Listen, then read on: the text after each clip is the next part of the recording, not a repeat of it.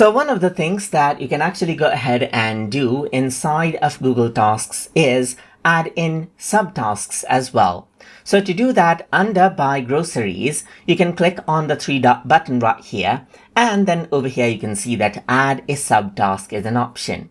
Once you go ahead and click right here, what you can do is you can add in subtasks. Let's say, for example, you can say something like buy bread right here. Simply go around over here and then let's say, for example, go around and add in a subtask again, and you can go ahead and see something like, let's say, for example, milk right here. So now under groceries, you got milk and bread.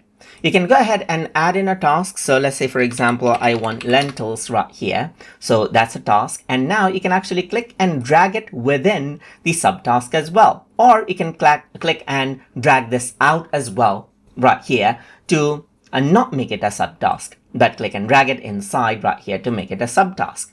You can go ahead and click on the three dot button and unindent it, and it goes and becomes a main task right here. But you can actually go around over here and indent, and what happens is that it becomes a subtask right here. So let's just go around over here and add in rice as well. And now I'm going to go ahead right here and then let's say, for example, indent it. But let's say I'm going to keep it on the bottom, and over here I can indent and it goes and becomes a subtask right here. So now with the subtask, you can go ahead and click right here to go ahead and mark them off right here, and individually all of them are marked out right here. So you can go ahead and unmark it out to go ahead and bring it back right here as with other tasks.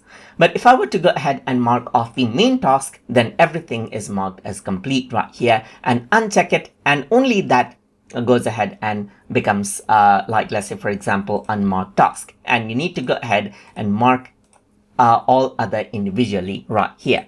And that is basically how you can go ahead and create out subtasks and manage them out as you like inside of Google Tasks. So I hope you guys learned something as always. And as always, please like, comment, share, and subscribe.